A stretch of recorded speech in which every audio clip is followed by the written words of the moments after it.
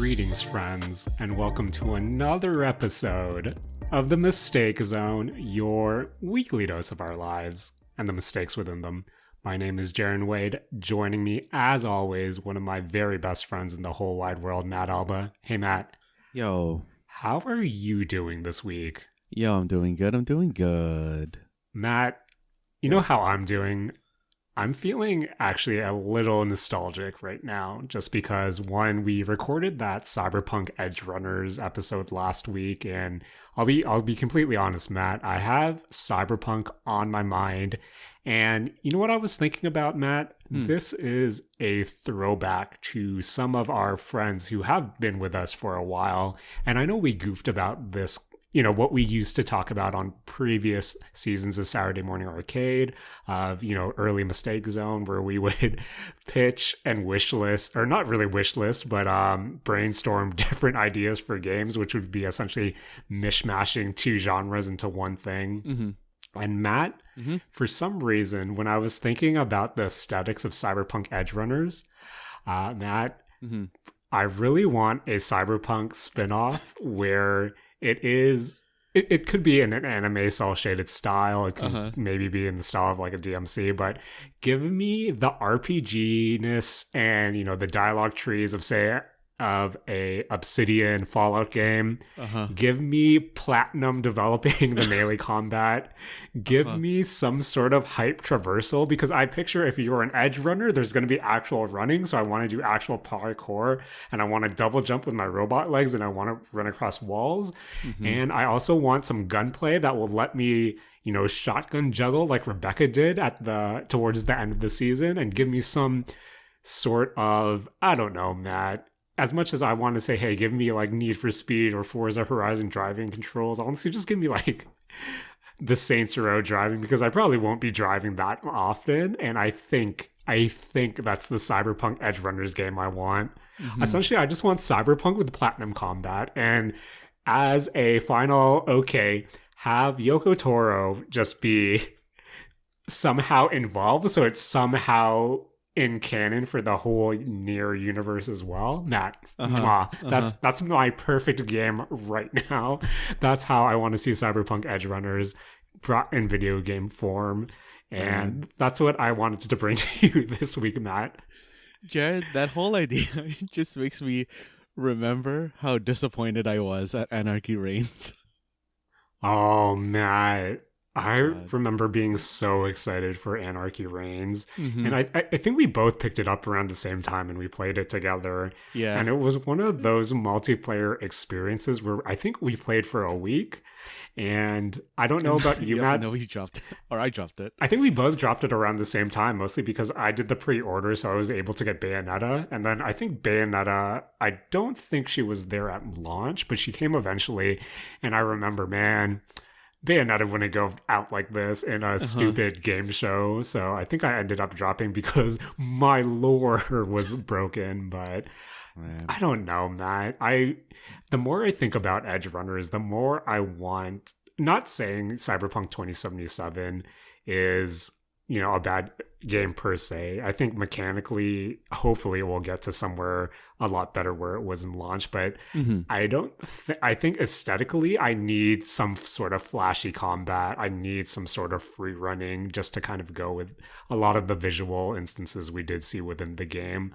Because I don't know about you, Matt, but the combat in Edge Runners was really over the top at some points. And I don't think you get the same over the top, in your face craziness in actual 2077. I don't believe you do. Then again, I was a dirty net runner who just sat in the corner of the room and started quick hacking everything. I feel like it's hard though to because Cyberpunk was a first person game. I don't think I've ever played a first person game that had particularly satisfying melee combat. That's true. Oh yeah, in terms of first person, yeah, that's true. Nothing really comes to mind. I think everyone does have, holds the Chronicles of Riddick in high regards, but I personally haven't played it, so I can't speak to the actual melee combat. But yeah, you're definitely right. Where I don't know, Matt. I think I would like some sort of spin-off that actually adapted action style combat where, give me. Okay, Matt, this is going to be weird, but I think maybe something like a Sekiro could work, where I just want sweet parries, but I'm really bad at parries. So oh man, I would hate that game, Jaren. I can't parry. Matt, this is why I shouldn't backseat game development, because some habits die hard, and it's the same thing of, hey, let's put all the things I like into one game and hope that it works for the best. But Matt, that's what I've been thinking about this week. How have you been, Matt? Any updates you want to bring forth between, we sink into some of the topics that we were going to bring for this week? Jaren, I've been wasting a lot of time this week because I got an email in my inbox saying, hey, Clicker Heroes is back on web. And, oh, really? Jaren, I've been wasting a lot of time in Clicker Heroes, and this morning I realized I'm not actually playing this game. I don't know why I'm playing it, and I stopped playing. Now, are you not a fan of the numbers going up? Because I love when the numbers go up. Oh, Jaren, I love watching some numbers go up, but I think that in particular for Clicker Heroes, the fact that it relies on you ascending, or I guess rebirthing. I think that's a common term across video games, where you have to basically reset all your progress so that you're stronger for a new game plus type mode. Right. So, sort of what's the Call of Duty equivalent? It's prestiging, right? Yeah, prestiging. And I don't know, there's just nothing new to do. So I just haven't really, I don't know. I realized this morning that I'm just going in a loop, and there's nothing new happening. So I don't know. I kind of just abandoned it, and I went over to a different idle game called Melvor Idle, which so far seems okay. It doesn't seem like it's looping. It's a far more RPG-like to me. Okay. So let's see how long that one decides to hold my interest. I don't know if you've ever heard of Melvor Idle or not. I have not, Matt. I know it's one of those numbers go up games, but what initially sold you on the game, and why did you want to check it out? I wanted to check it out because it was different from Clicker Heroes. It doesn't seem like it's a rebirth type game. It's far more RPG-like, because basically you're just leveling skills. So it's oh, I'm leveling woodcutting. I'm going to go cut down some trees, and then I'm going to use those trees I cut down to go build I don't know, a pickaxe.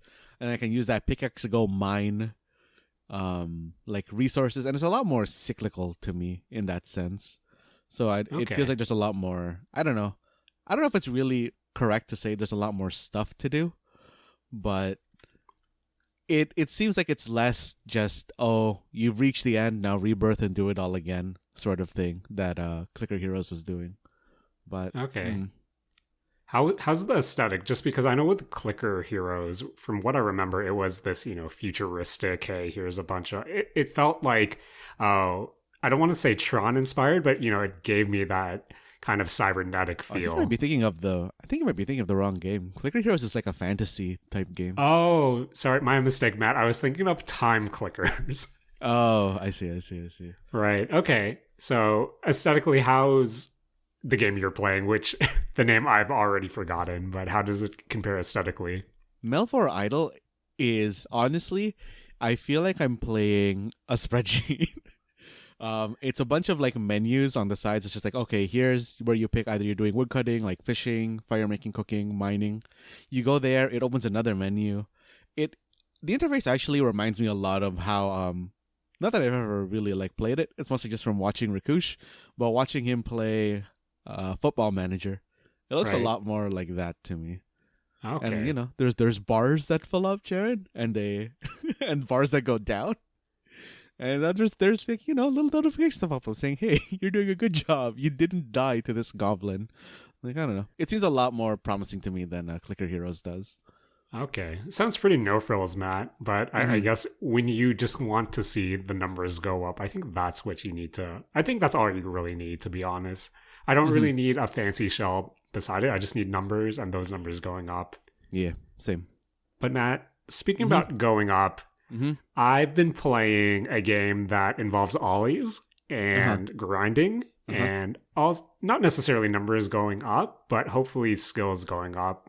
I've been playing Session Skate Sim, which just recently came out of early access, I believe.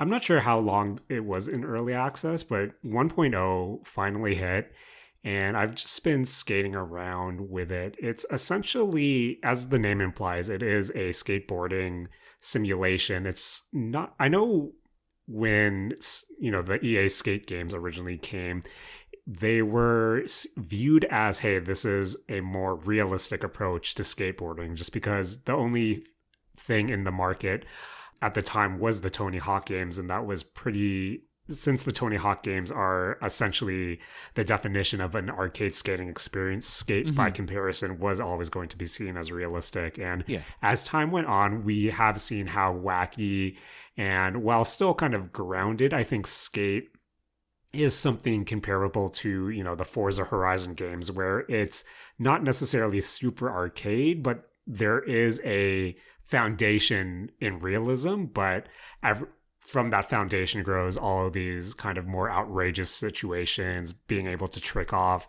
super big ramps and do some combos, kind of getting towards the Tony Hawk levels, but not exactly that level of insanity. And with skate, or with Session Skate Sim, I would compare this more so to a more traditional, say, a Gran Turismo or a Forza Motorsport, where it is a tried and true skating experience. I do like how the controls kind of feel, mostly as someone who came from the skate games. It took a bit of a time to kind of adjust to where you actually steer yourself with the triggers. So it kind of reminds me of the RE tank controls in a weird way. And both your legs are kind of represented by the two analog sticks. So, your right one's your right foot, your left one's your left foot. And say to do an ollie, you would have to pull back on the right stick and then flick up with the left stick. So I think that's pretty cool too.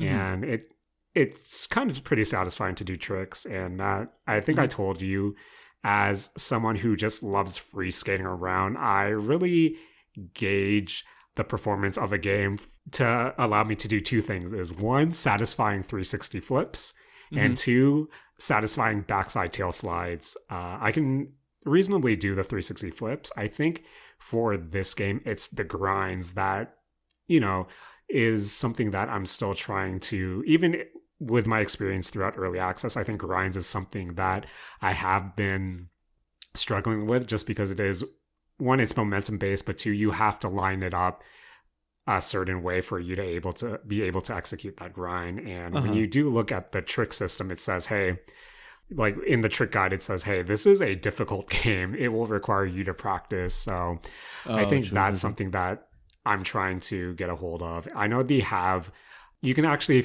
fiddle around with the options to have a more, say, casual grinding experience, but it also gives you a warning that says, hey, with this on, some grinds that shouldn't be able to connect will probably connect. So just keep that in mind if you want to break your realism.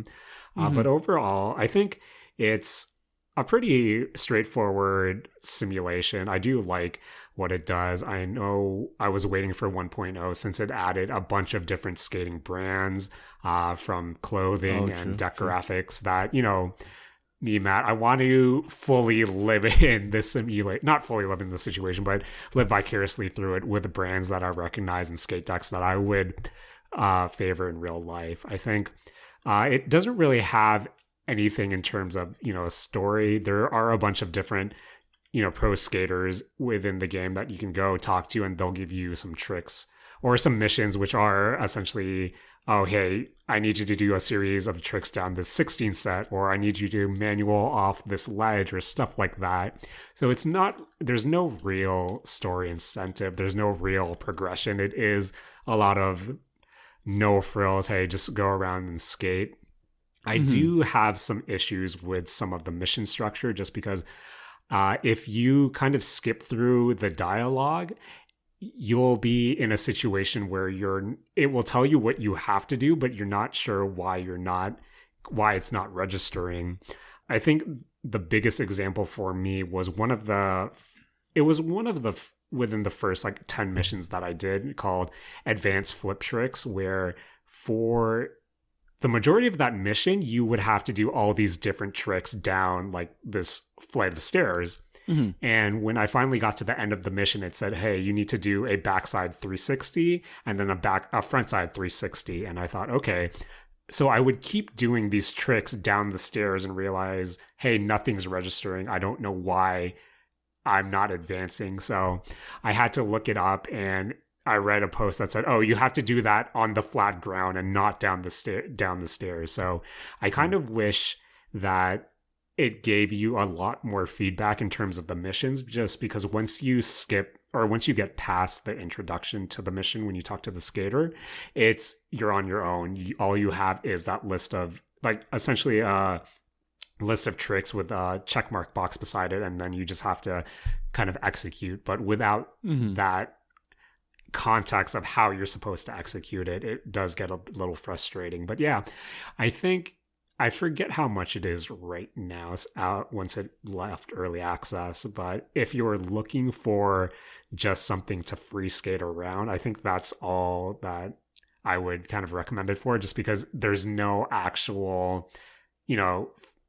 game structure. There's no progress structure other than a few missions here and there, but, don't expect like some sort of rags to riches skating story or something that shows the life of the skater. It is just tried and true here, do some tricks. And if not, just go trick around New York, Philadelphia, San Francisco for now. Oh, it's real places. Yeah, it's real places. But I think one of the things that I do like about it, and I believe is something that they're going to explore, is while it's not big open world cities, so you're not skating throughout all of New York or Philadelphia or San Francisco, for example, you're skating in chunks of it. What they have done with certain areas of these places is recreate famous skate spots that aren't there in real life anymore. So I think that's also a cool thing that they're doing. That's pretty cool. It can be kind of like a skating history retrospect if they plan to go down that way of, hey, this might not be here in real life, but this is how it would feel like to skate it within this confined session. So yeah, that's what I've been playing. It's, as I said, Matt, my game before I go to bed. Just do a few 360 flips, a few backside tail slides, and call it a night.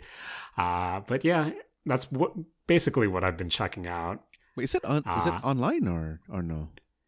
I don't believe there's a multiplayer connection component to it yet, but honestly, Matt, I've just been free skating. So check it out if that's your jam. But if you're looking for a more wacky skating experience, I think we need to wait for the next EA Skate just a little longer, hopefully.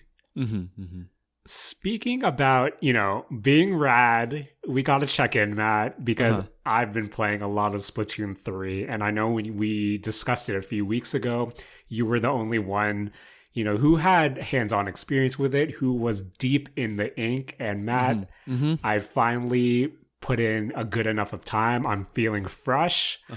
Don't check my ranked level. Don't check my salmon run level. But believe me when I say I'm feeling good about my time with Splatoon 3.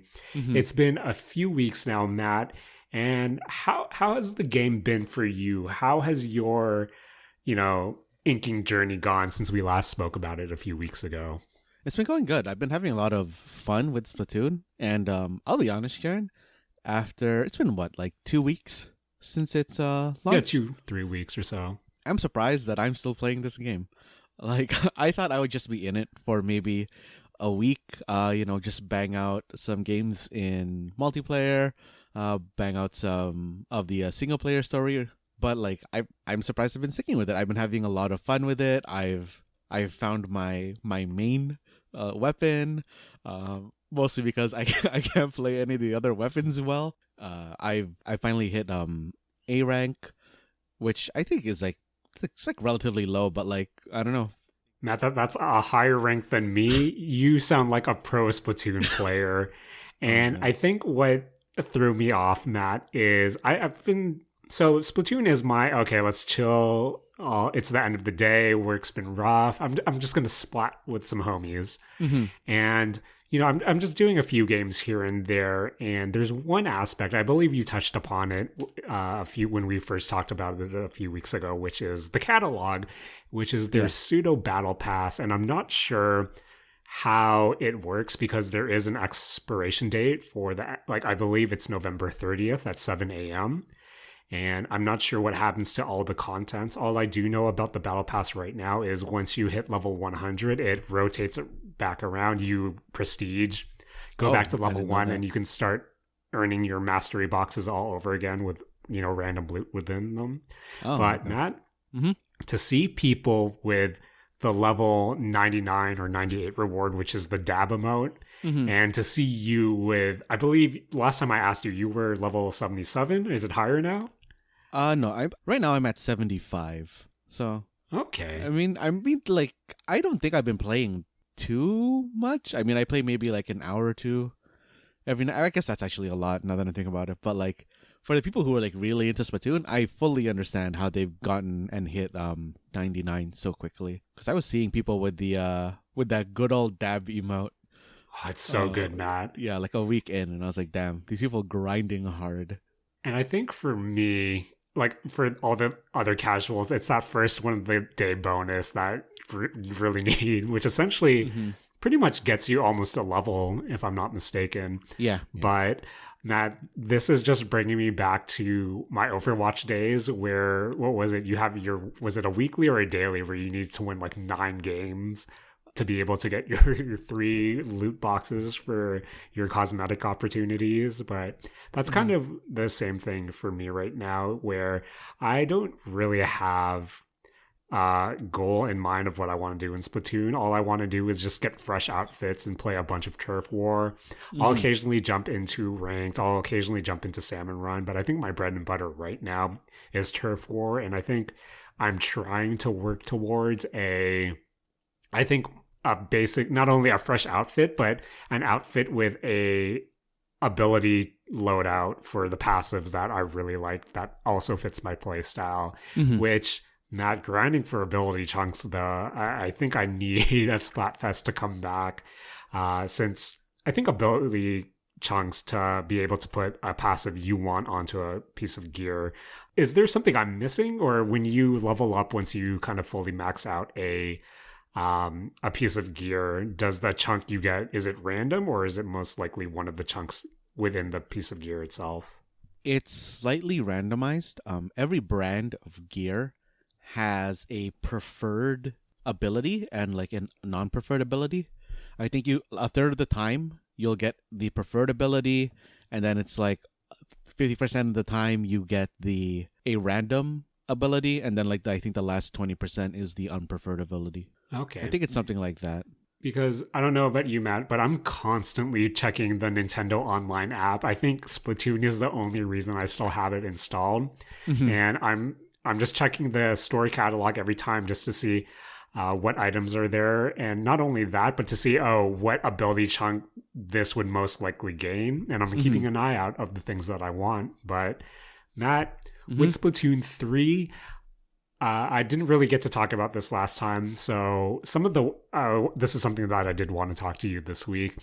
Matt, what weapons are you feeling? And more importantly, what kits are you feeling? Because I'll be honest, Matt, you know me, I'm a dirty Aerospray MG boy, but I think its kit for my playstyle has a lot to be desired. So I kind of rotated it out just because I'm not a fan of the Fizzy Bomb. The Reef Slider is a decent special move, but again, I feel like my playstyle now is something that does revolve around the preference to the Curling Bomb. I love Tentamissiles. I love the Ink Strike. So I'm kind of looking for weapons that has that kit. I think right now my go-to is the Reflux 450, which is that bow. Matt, love me a Curling Bomb, love me some Tentamissiles, trying to build towards sub-weapon consumption, and of course, Matt, your special gauge.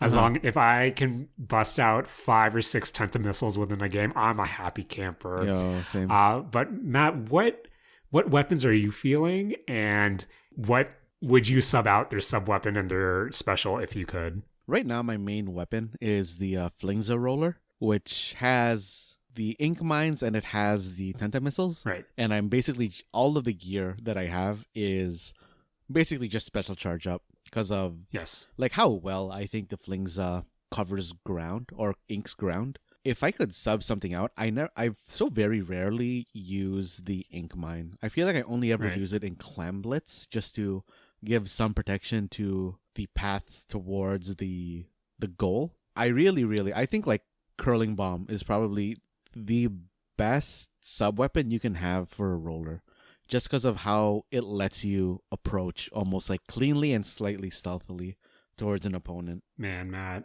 I love this game, Matt. I love this game. Yeah, Splatoon is so good.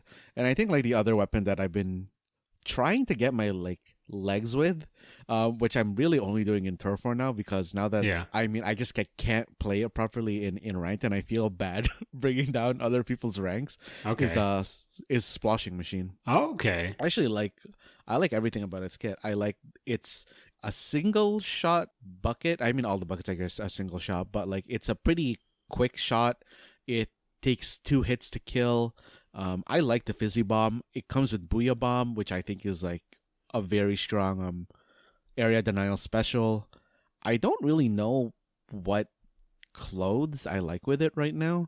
Like I'm really just like rocking kind of generic stuff with it. Just main ink consumption down and last ditch effort, and then all the subs on there are kind of just random. So I'm still trying to like figure out what's good on it, but I don't know. It seems like pretty good. Like everything about that kit seems very ideal to me. I don't think I would want to sub anything out of it actually. But it seems like a good weapon to me. Matt, you said the magic words to me, last ditch effort. I feel like I need that on a lot more of like my gear in general, just because I don't know about you, Matt, but as someone who is super casual, that last 30 seconds is so crucial for Turf War.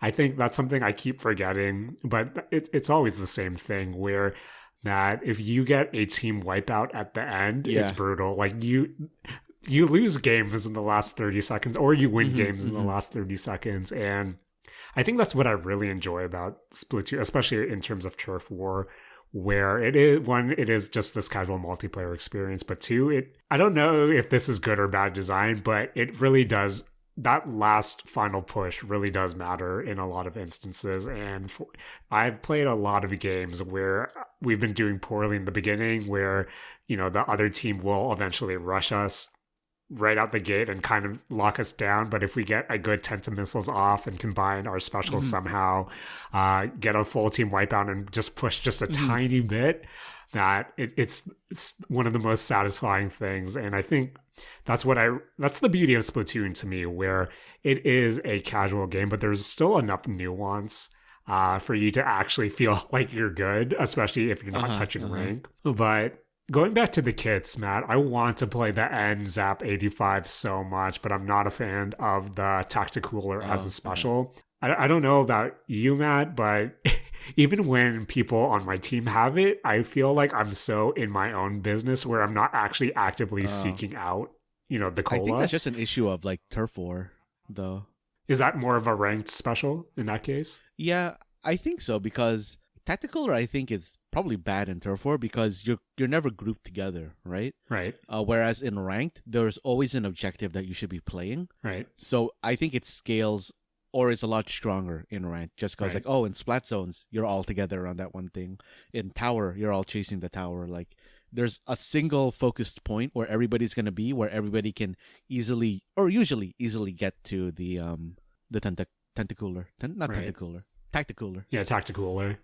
Yeah, as a casual Turf War boy, that's something that is lost on me, Matt, just because it is something where I feel that I'm just rushing in, trying to pick my super jumps appropriately, because nothing gets me more than me super jumping and then instantly dying at that point.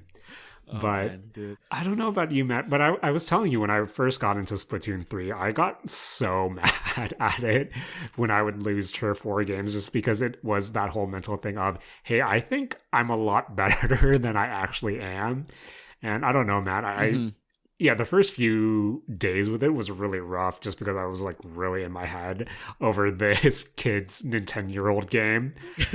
But Matt, the moment I started to, just vibe out, get with the experience with just the whole vibe of Splatoon and its aesthetic, Matt, essentially, I had to remind myself when someone booyahs you in the beginning, you booyah back. And once I realized that, I was all in. If I lose, I lose. If I win, I win.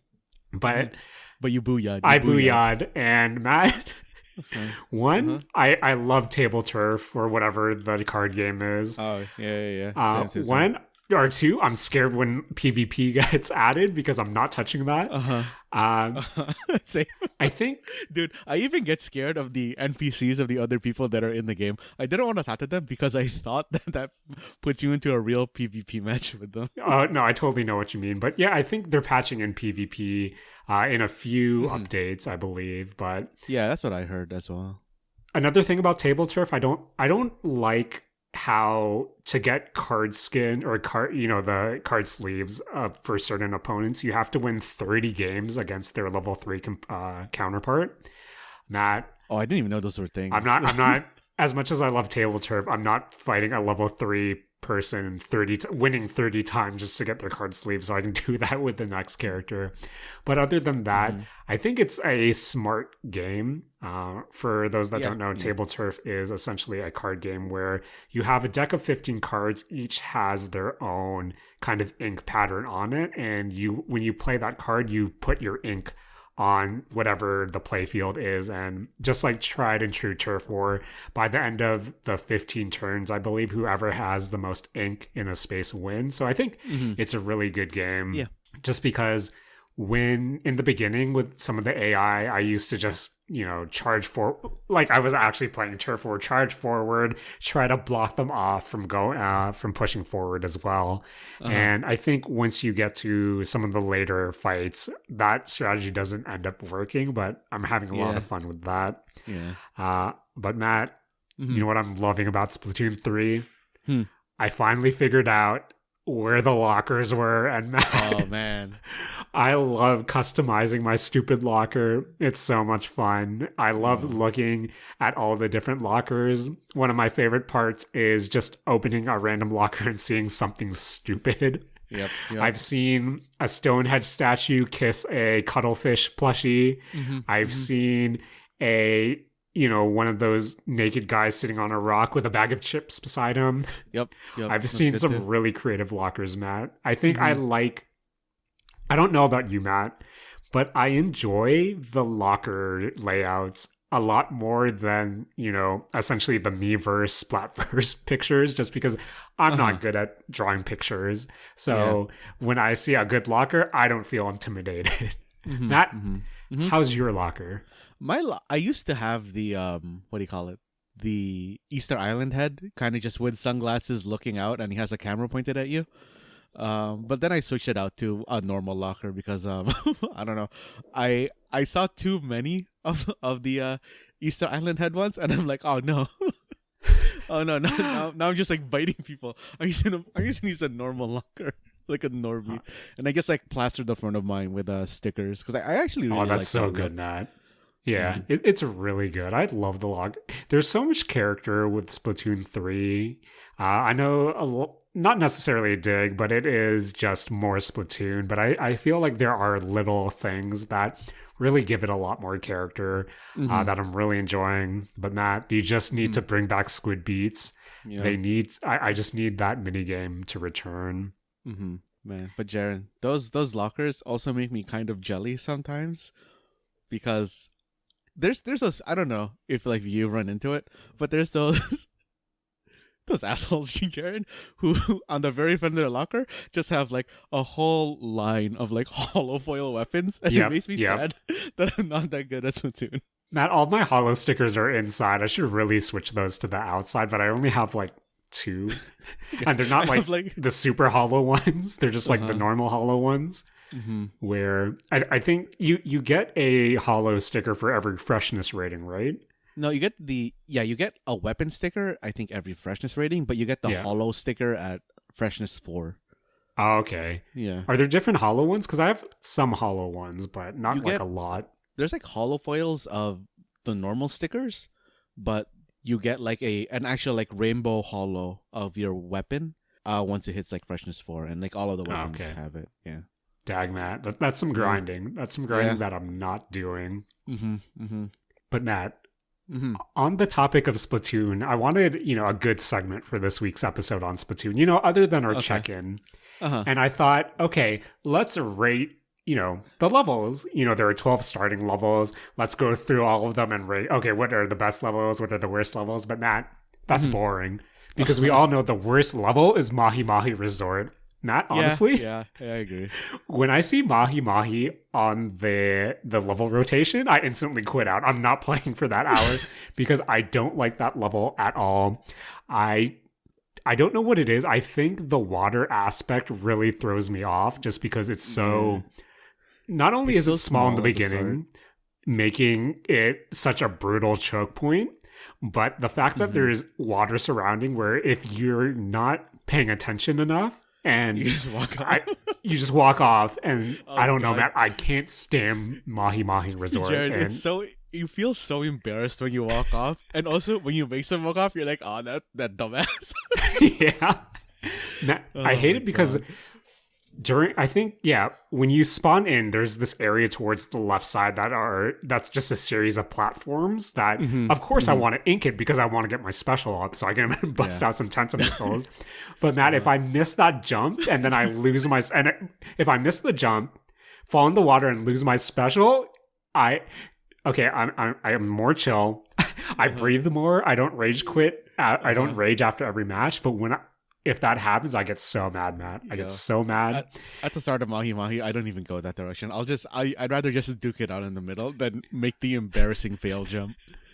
Mahi Mahi is so bad, Matt. There's this one level from Splatoon 2 I hope comes back. I think it's like the rooftops. I forget its actual name. I'm not sure if you remember that level. I think that was my favorite Splatoon 2 map, and I'm really excited, or I hope that it comes back. But Matt, I'm still in the mood for rankings. And I have Inkopedia up, the Splatoon wiki, and I'm looking at the color sets in Splatoon 3. So Matt, if you'll indulge me for the next few minutes, can we rate the color sets in Splatoon 3 and figure out what's the best color in Splatoon? One, I understand why they don't do this, but Matt, I really wish I could set my preferred ink color so I'm always that color. You can. Oh, can you? You set once you have your preferred ink color, because you know how when you go out to the menus or after a match, you'll have the color. You can lock that color. Oh, that's pretty good, Matt. I should keep that in mind. But at the same time, there's a part of me that likes the rotation because Matt, some of these combinations are bad, and I get notably upset when I get them. Okay, Matt, so I'm on the color sets in Splatoon 3 on the Splatoon wiki. Yeah. Matt, starting off, yellow versus blue. What do you think? This is essentially the default color. This is the color scheme for the game. Matt, what do you think of this color set, and which color set do you prefer? I think it's an okay color set. I prefer yellow over blue. I think this will this will tell you what you need to know about my thoughts moving forward. But I honestly think the actual the dark blue and the royal blue, I think they're the worst. One of the worst colors in I agree. Splatoon 3. I think it muddles the field a bit too much for me. Yes. For a game that's all vibrant and, in your face happy, I don't like the dark blue color. I think it goes against it. And I'm not necessarily I can give or take this just because the yellow's okay. But if I roll blue, I don't like it. So Matt, we both agree yellow, blue. Let's say lower mid tier for me, unless you disagree. I say lower mid tier. No, I think, yeah, I can agree with that. Okay, Matt, the next two are essentially the same for me. I think if I would put one above, I guess we can say if we put one above the other, but the next two, marigold and royal blue, and then orange and blue. Matt, I don't know about you, but I think these two are tied for the worst color combinations. Yeah, I agree with that.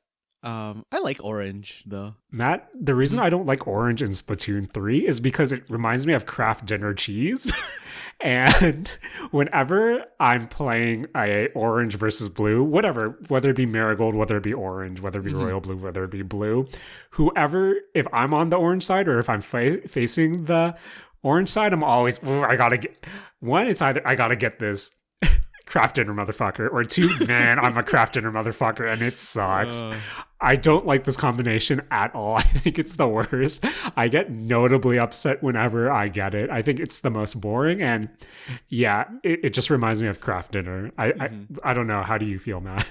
I mean, I've never noticed this Kraft Dinnerness of these colors before, but I don't know. I just like getting I liked orange, and I guess marigold. Yes. I never realized that there was two color sets for this. I always thought it was just orange versus blue. But yeah, I guess there's a lighter one and a bit darker one. Both are bad to me.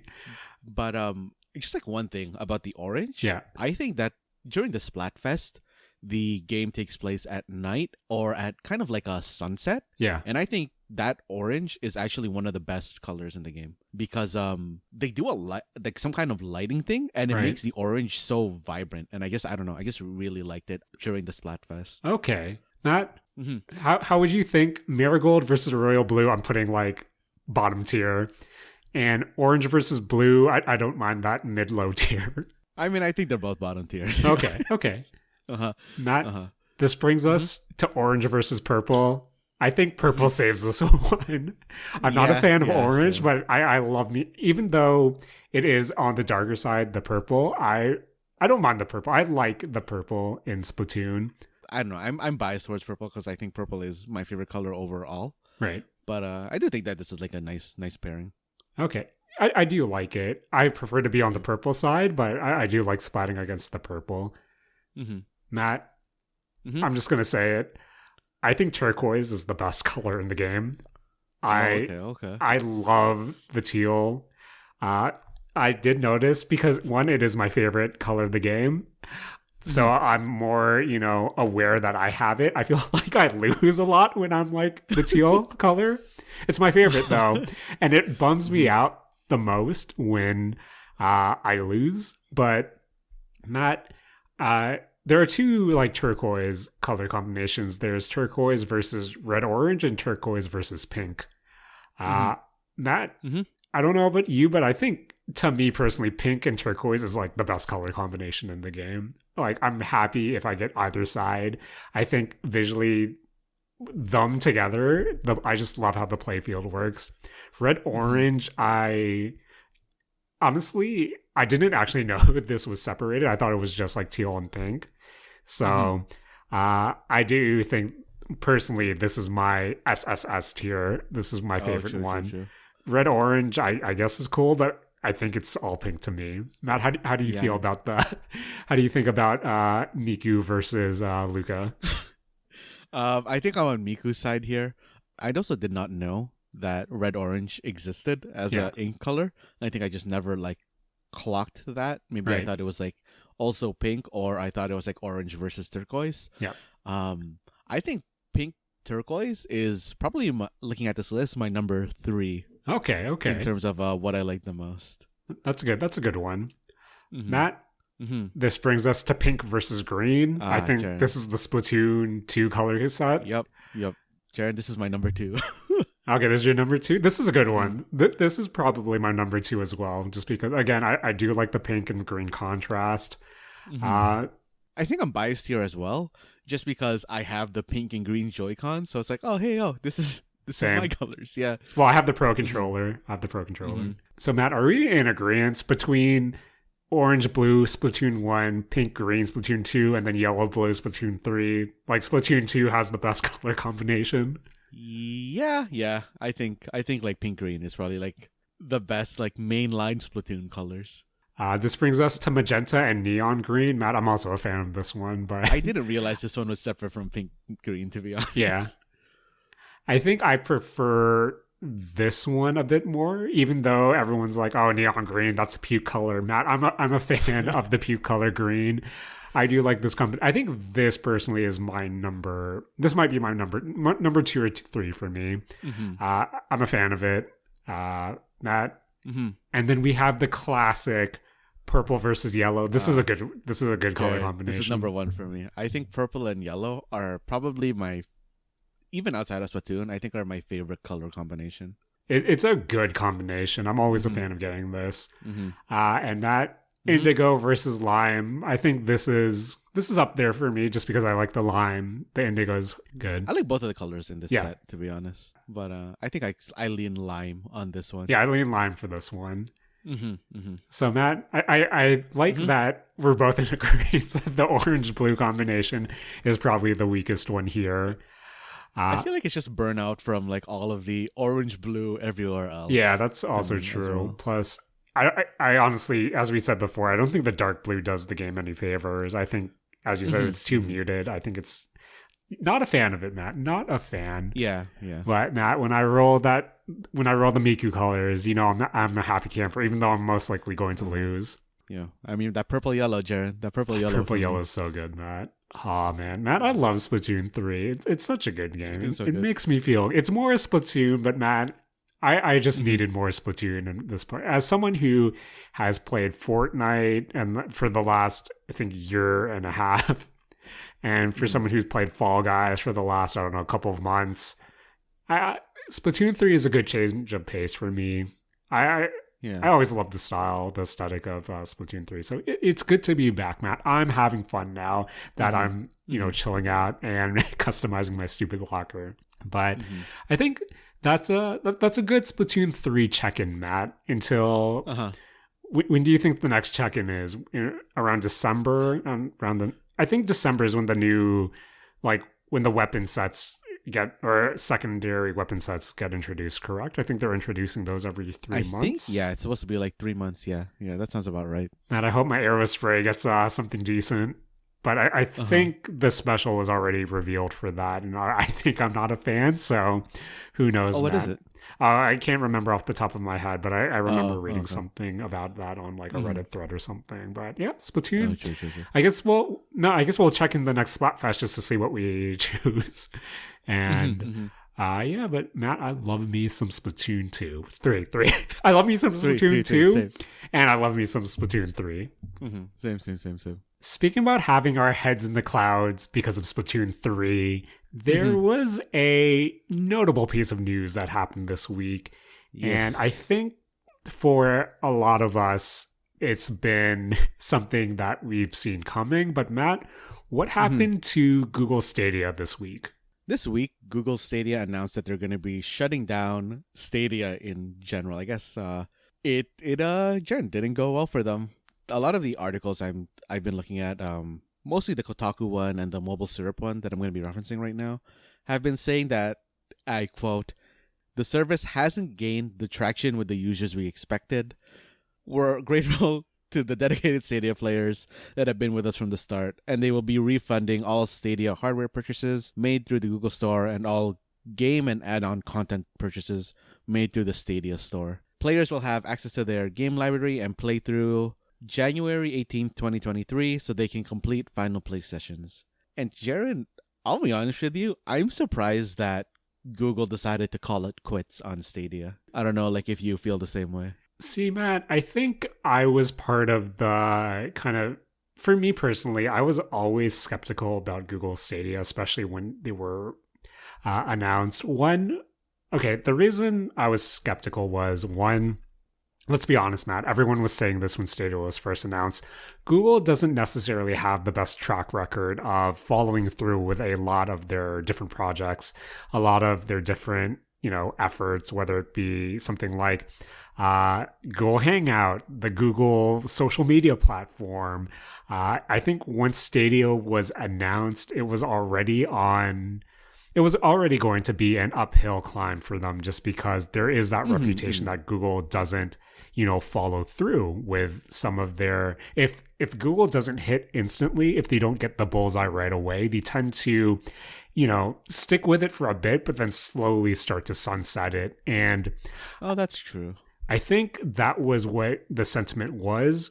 for a lot of the general consumers, where even though, you had this free component where I believe with Stadia, if you were in the free tier, you can stream up to 1080p.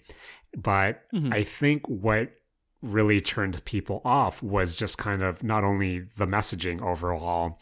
I think the marketing behind it left, some bad taste in a lot of people's mouths, just because it was one of these things when it was announced that, it's being launched in, I believe, 14 countries. Off the top of my head, it was like Belgium, Canada, France, Germany, the United States, Spain, where, some of the regions did have strong internet, structures within them. But at the same time, personally, I would think, okay, why aren't you launching in, say, more Asian-centric countries or regions where this might be a lot more appealing than, say, say in the States or Canada, where sure, you have pockets of these respective countries that do have great internet, whether that be, say, I'm on the West Coast, I'm in California, but for, I think, a lot of different people, the internet just isn't at a state where this would be a viable option for them. I know when this was originally announced, where I was living at the time, my internet wasn't Matt, you knew my internet situation for the longest time, where even online games ran poorly with me, so I couldn't even think about trying to stream a game. So at that point, I think it was just a hard sell where, okay, how is no one trying to acknowledge, the internet situation, whether it be with speed caps, bandwidth caps, data caps. Like, who is this for when you're saying that, sure, you have to not only have a stable internet connection that might have to be hardwired in, but you would also have to pay for your games. The fact that there was no actual, sure, when you bought into the free tier, you would get, one or two games every month and their growing catalog that way. But I think just the whole messaging around that in the beginning was a bit of a turnoff, where it was pretty confusing, just because I think a lot of people were like, wait, I have to pay full price for a game to play on Stadia when I can just, pay for it full price to download it on, say, Steam or, BNet, because I think Destiny 2 was one of the bigger titles at the time as well. So I think those two combinations really made me part of Team Skeptical, not out of malice, because I know when Stadia was announced, there was such,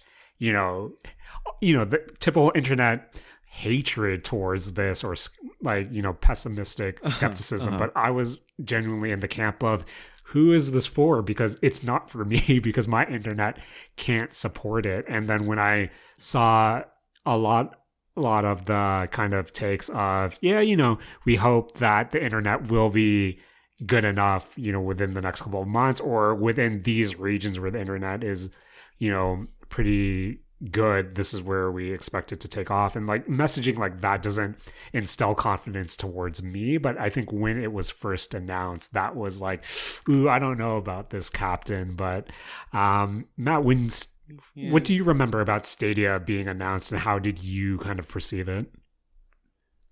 Yeah, I think I remember the Stadia announcement basically the same way that you did. Just its launch countries, I think, are the wrong launch countries. I think not going into like Asia, or I guess basically Asia. I think Asia would have been maybe the best place for this. But yeah, like the internet infrastructure in at least Canada, I think maybe US is similar, where it's not the best. Just because of, I guess, land mass and how much like you'd have to cover. I do know that back then, I guess I was plugged into much more of a echo chamber with regards to reading people's reactions on the Stadia, because they all did say, this is going to fail, like this, who is going to get into this service? And I do think that maybe just looking back on it now, that reading the opinions of gamers, I guess, is probably the worst one Yeah. When you consider who Stadia's target demographic would have been. Because I feel like, Stadia's demographic would have been exactly not those people. For sure. Because I think the free tier really like speaks out to me with regards to it being the free tier and it's streaming at like 1080-60, which is I think is like a really good like resolution and frame rate for basically the free package, where you don't have to do the upfront cost of paying for a PC, like dropping, I don't know, couple grand on a PC just to be able to play these games, or dropping, I guess, like $500-ish on like a PlayStation or an Xbox. Like, just not having that upfront cost, I guess, is what Stadia was banking on. Right. Though I do think that they needed a proprietary controller for if you're playing like certain games. Yeah, I believe so. I don't know if you needed it for a PC when you're doing like the PC type streaming, but I think you needed it for like if you're streaming Xbox or PlayStation games. Yeah. But yeah, I think it not having any kind of exclusivity towards games maybe hurt it a bit. I think there were a few games that were exclusive, and I know that they were developing games that were exclusive to the services, but I think at the same time it was that there was not a big system pushing game that had the notoriety to actually carry this system with it. I know I had a few things that there were a few exclusives I was looking with, but it slipped my mind. And at the same time, there was reports that there was talks with Kojima to have a Death Stranding, not necessarily sequel, but something Death Stranding related exclusively for the Stadia, and that kind of didn't pan out just because I believe from the Stadia side is, no, we don't really want a flagship single player game. We want something multiplayer based for us to be able to, I understand the mindset, but at the same time, I think, again, I go back to the initial marketing for Stadia, where it was kind of initially pitched as this is the next evolution of gaming. This is the next step of gaming. This is where it's going to head towards. And we're, first and foremost, this is the future, essentially. And yet there was again, I go back to the uncertainties of the internet about how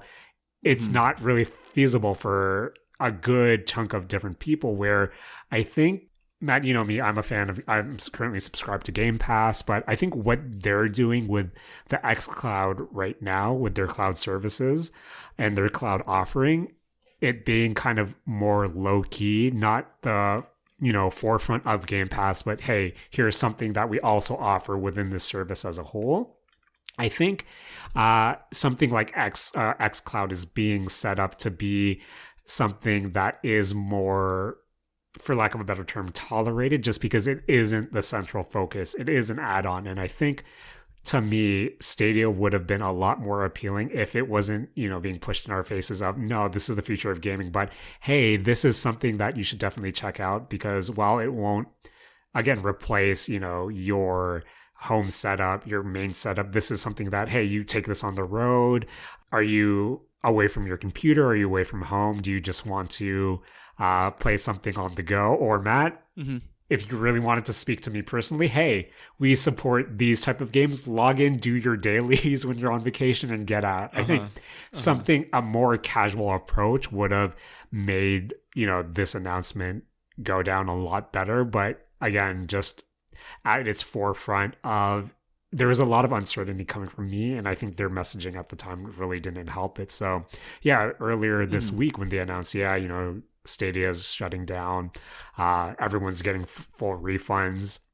When the full refund thing came around, I thought, is this just them trying to cover themselves, like, for any potential lawsuits or class actions from the community? But I wasn't really surprised, just because even after all the, it came out, it had that buzz, whether it be positive or negative, we just didn't really hear from it after its initial launch window. And when someone said Stadia, I think the sentiment that I've seen around was, that exists still? Like, it hasn't shut down yet? Like, I feel like after its launch, it just lost all its buzz, and it kind of, it happened. Like, the internet got a hold of it. It went into meme territory and it wasn't really able to recover. But for me, Matt, I think I only touched Stadia like 1 or 2 times, like in a working environment. I didn't use it for, in my own personal time. But when I did play it in a environment that had like decent internet, I thought that it was fine. I was surprised at how it worked, but again, it wasn't something that I guess I wasn't the main target demographic just because I didn't see myself using this as an alternative to what I already had. And I think, Matt, just speaking about cloud gaming in general, does cloud gaming interest you at all? Or do you see cloud gaming have a place within how you currently interact with the medium? I think for me, personally, cloud gaming has nothing to offer. Right. I think that, again, like I said earlier, that like people like me and you are not the demographic that's going to want to do cloud gaming. Because I guess like more so speaking for me, that like I like having my own personal machine that I can like interact with. I don't like having to rely on the cloud for like most like basic functionality of a thing that I know that I'm going to be doing very often. As far as the future of cloud gaming goes, like I think it's still viable. Like I think that Google had to refund everything, right? Because they're not getting rid of like Stadia's architecture, from what I understand. They're still going to be using it, but they're just going to stop supporting Stadia. And I do think that the most likely thing to happen would be that mobile gaming in general moves more towards cloud gaming like type services, right? Because I can easily see like, I don't know, like Play, like the Google Play Store or like the Apple Store, just moving more apps or I guess more specifically gaming, not apps in general, but like games towards a cloud service, right? Just to get that I don't know, get that experience on the go. Like that's more so where I see cloud gaming going. Yeah, personally, I'm really curious to see if within our lifetime that cloud gaming takes off, where it is a viable, hey, this is how I, participate or enjoy video games. But I think as someone who, for a good chunk of the last decade, dealt with, sketchy internet, I still would want to see, just the whole internet structure be improved for a wider audience before I could see any major leaps happen within this kind of technology. But it is something that I will keep an eye out, because I think personally, in terms of going back to xCloud, I have done cloud gaming in on a few different occasions in a pinch, just because Fortnite offered some free cosmetics if you tried playing on the cloud or something, which I've done, and like it worked pretty well. But Matt, my funny cloud story is actually involved Forza Horizon 5. Essentially, there is a weekly, like during their weekly challenges, there's sometimes a challenge where you have to do a certain task and it would spawn a treasure chest that you can go seek out and find. And that, for the longest time, the treasure chests were bugged on like the client side version, where it just wouldn't spawn even though it told you that it's available now. And the workaround for that would be to launch the cloud version and log into your file and then find the treasure chest that way. So I've done cloud Forza Horizon 5 a few times just to be able to get my dumb treasure chest. And true. Brings me back to the more casual standpoint of, if I can use a cloud gaming to, say, log into Fortnite to get my daily save the world, like the PvE login bonus, that would be cool for me. If I can do my stupid treasure hunt in Forza Horizon, or again, it is these casual experiences that aren't really that intensive where I would be more interested in it, because I think right now the idea of playing something, say, competitive, like I'm never touching something competitive over the cloud, which is why When I saw that like Samurai Showdown had a Stadia version, I thought, wait, why would you do that? Like, I think with me, for cloud gaming to actually take off for me, it would have to be in that, mobile app or casual environment, just because I don't think, unless the internet gets notably better for around me or in the places I am, like the idea of playing a full game that way just doesn't appeal to me, because I don't have that point of reference where it actually works. Like when I did the Fortnite stuff or when I did the Forza stuff, like I saw a notable visual downgrade compared to what I was used to. And again, but I'm not the target demographic for this. This doesn't appeal to me, but I can see the use cases for where it can work. But Matt, within these, or within the latest Stadia news, there were a few articles to also come out that kind of went through or questioned the logistics about everything. And I think one case in point example was something that PC Gamer reported on, but a lot of different outlets ended up reporting on, where PC Gamer says Red Dead Online's biggest superfan may lose 60,000 hours of progress. You can refund the money, sure, but how do you refund 250 days?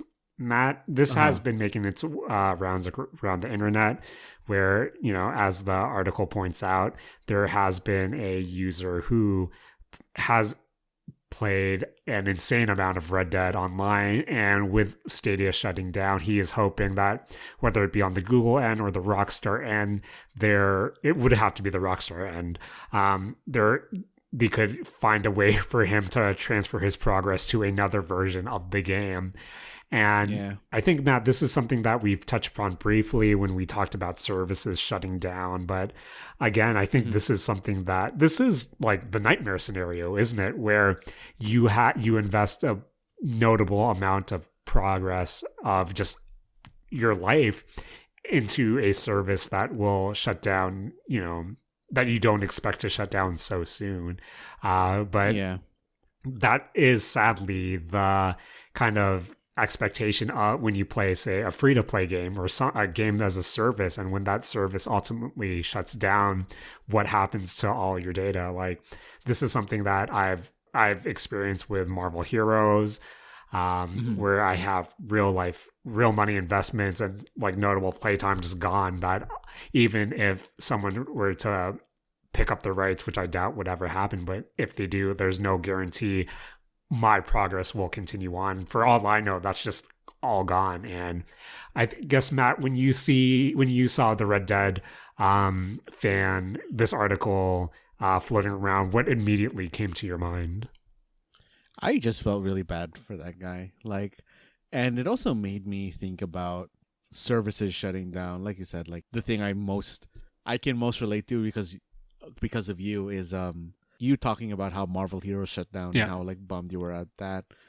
And I don't know, like I looked more into the guy who was doing the 6,000 hours, and man, Jaren, if I felt bad like initially just cause like he's losing the 6,000 hours, I felt extra bad after I followed up on this guy's like Twitter feed of everybody just shitting on him. Really? Why?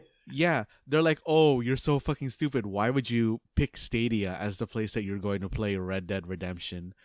And I don't know, just like that toxicity of just people kicking a dude when he's down. Yeah. Like, that's not him, cool, like, man. putting out, just him like saying stuff like, oh yeah, like I was playing on there because from what I understand, I guess like the Stadia has a different server stuff, because I think all of the Red Dead Onlines are separated into consoles, right, or like segregated by console. So he was like, oh yeah, I just played Red Dead Online because I enjoyed the community that was inside of like the Stadia servers. And I don't know, just everybody like shitting on him just made me feel like extra bad about the whole situation. And like I understand what people are I understand why like people would think it's a bad idea, but like I don't know, everything like about that just made me feel really shitty about it. Yeah, I feel like when you take that approach, just doubling down to be extra shitty to someone, that's like not a good look. But two, I think it kind of overlooks the kind of issue with this whole thing overall where, okay, so what if he chose Stadia to play this specific version? You know, he can have his own reasons where, oh, as you said, he liked the community, or maybe the Stadia was the only way for him to experience it at the time. You know, there are so many different reasons why we choose the platform of our choice. And even if, you know, quote unquote, the writing was on the wall for Stadia long ago, like that was never set in stone. That was an that was something people were expecting, but again, it wasn't guaranteed or it wasn't going to be confirmed that this would go away anytime soon. But at the same time, I think this still kind of overlooks the whole, hey, why isn't there a fail-safe option, especially for something like this when, you know, once the service shuts down, what happens to your saves, what happens to your library? And I feel like this is something that should be the focus of the discussion, not the whole, hey, this guy was stupid for playing this way. And yeah, I think this is, feel like as we move forward, this will become more of an issue, especially when you have games as a service, because I think for now, people are piling on this guy just because this, for the most part, in my opinion, is the biggest mainstream example of a server shutting down. But honestly, Matt, as like a gacha mobile game player, like this is par for the course. This is the expectation where, Matt, when Bang Dream eventually shuts down its servers and I realize that literal years of my life are going to be down the drain, like this is something that we all have to grasp with. And yeah, I don't feel like it's okay to like dog on this guy just because this is a reality for a lot of different people. So Jaren, you just have to you just have to disappear before Bang Dream does. That's the goal. Oh man, that's a topic of conversation for something, Matt. If we want to talk about not only the lifespan of a mobile game, but also the logistics of a mixed media project where you have seiyus that voice these characters, where characters eventually have to grow up or have to retire, Matt, that's something that we can discuss on its own. But yeah, like, again, when I saw the 6,000 hours thing, there was like this element of sympathy. Like, I understand where people are coming from because it's easy to poo-poo the situation. But at the same time, I really do hope this gets addressed because, you know, it's the tried and true. This is what is at the heart of the, why everyone should fear like an all digital future. Like, I understand the preference, but like, regardless if it is a live service game or even like your library, like what happens when you lose the internet? And I know everyone says, oh, Steam has a plan for just in case like they have to shut down, what everyone can do to access their content. But realistically, like I never thought that, since I don't believe that was ever shared, like I can't process how they can actually do that. So I don't know, Matt. It's weird when you see a service shut down just because it kind of, you know, speaks again to the bleak potential future of an all digital. Like, I'm neither here or there. I don't have any real opinion. Such a cop out answer, but like, I have a Steam library, but I also have a bunch of like digital content on like all my current consoles. But at the same time, part of me does wonder how does this get addressed, or are we just SOL when it comes to it at the end of the day? So at least Google is doing the refunds, but man, Matt, I hope this guy somehow gets transfer his saves over, because man, I'd be pretty sad, Matt. Yeah, so. But yeah, Matt, any other things you want to add, or just any other thoughts on cloud gaming as we start to wrap up? I mean, not too much. Like, I really do hope that there's like some kind of cloud gaming thing in the future. I don't really think that it's going to lean towards kind of like these AAA titles like Stadia was trying to do. I really think like it should aim more towards, I think, like party stuff, to be honest. Right. Like stuff like, I don't know, like Among Us, or I think like, not that Nintendo would ever, you know, put their stuff onto a cloud gaming platform like Stadia, but like I think something like Mario Party could be good on a cloud gaming platform. Or I think like even like I think Jackbox would be very good as a cloud like gaming thing.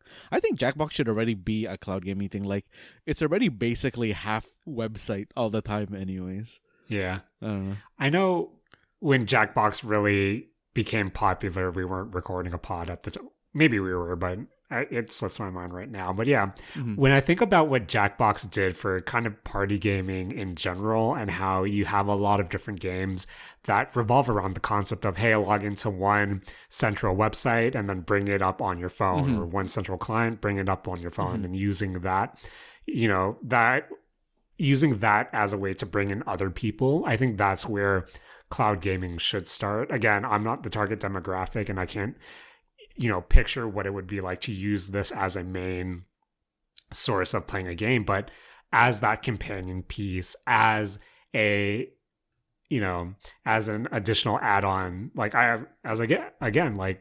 have no interest in cloud gaming, but to see it be something that's included in Game Pass will make me look at it if the need be. So I think right now, I think any good messaging should be, hey, this isn't the main, your main course. This is just what you have on the side. And I think that's where the platform or the service itself as a whole will start to grow. Because I think right now, just the main gaming audience isn't really ready for something like this. But I think if you're able to, once again, position it in a way that it is more convenient in certain situations, I think that's where we'll start to see it start to bubble. But at the same time, it does need some sort of innovation, whether it be something for you to get your friends in to, or